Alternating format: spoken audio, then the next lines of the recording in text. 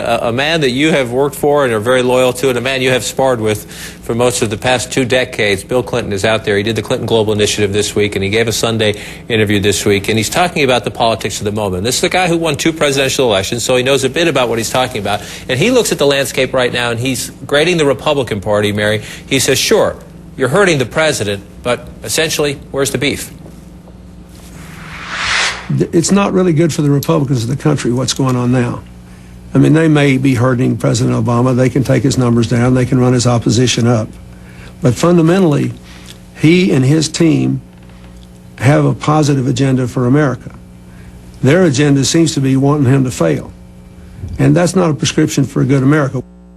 How's he doing as a political analyst of the moment? He's the best politician in the interplanetary system. I really do respect his political skills. He's completely wrong, talking points, blah, blah, blah. He ought to tell the truth. The Democrats control all 3 branches of government. They have a filibuster-proof Senate because now they've changed the rule in Massachusetts. There's one set of rules for Democrats, one for Republicans. They're going to change the rule to have reconciliation, which will tear up the country. They have 60% of the House.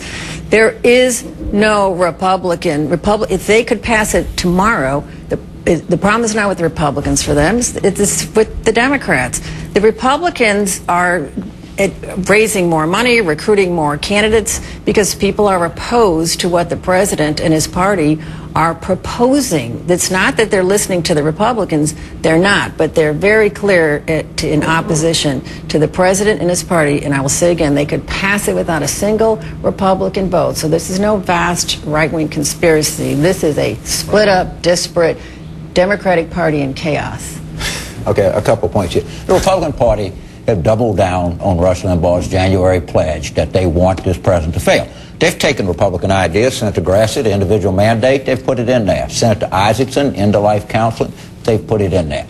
And by the way, they're making some real progress here. They got real bills out of committee.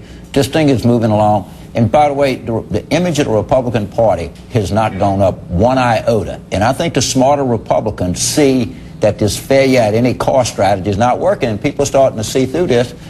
President Obama has had a pretty doggone good September here, and I think he's on deck to have a better one. It's all about the economy failing and health care failing, and I think both of them are going to do a little bit better than people think. There's data to support that. The only time this president does better is when he changes the subject or he changes the rules.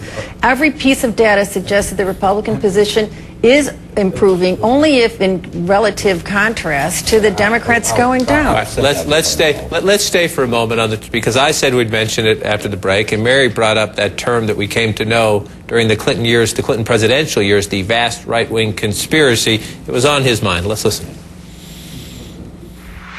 Your wife famously talked about the vast right-wing conspiracy targeting you. As you look at this opposition on the right to President Obama, is it still there? Oh, you bet. Sure it is. It's not as strong as it was because America's changed demographically, but it's as virulent as it was.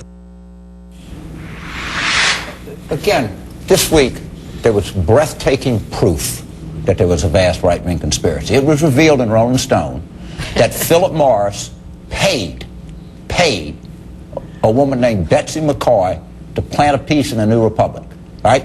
This is not, in other words, this was a tobacco company paying for a piece printed in a so-called respectable magazine. Now, I don't know that in the New Republic in 2006 said, oh, gee, the whole thing was kind of a mistake after they went through all of that. I don't know if the New Republic has called the president to apologize, but I suspect as we go through, we're going to see more and more instances in this. And every Clinton person, when the president told us stuff that Taylor Branch felt good, and you know what really made us feel good? Is Bill Clinton's doing a whole lot better than the New Republic is. And they sitting there at the CGI and everybody went, yes, that was a great moment to be a Clinton person.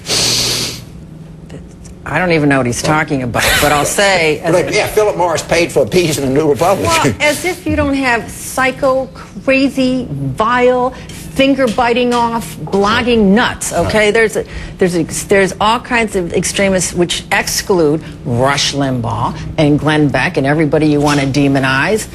This debate right now on health care, the stimulus, the outrageous, unsustainable raising of the deficit and the structural debt in perpetuity, this is being opposed by and stopped by Democrats who are representing conservative districts, independents. It's the independents that are moving away from this president. They're moving back to the Republicans. There's every amount of tangible data from our raising more money than the Democratic Party right now, recruiting more candidates. It could not be, I don't know, magazines or Betsy or this or that or whatever you're talking about, but there is no conspiracy other than that people want to have a government that works. They still have some hope for this president. He's the one who's we seem taking to have it gone away. from the vast right-wing conspiracy to the vast right-wing talking points here. I don't get the talking points like you do.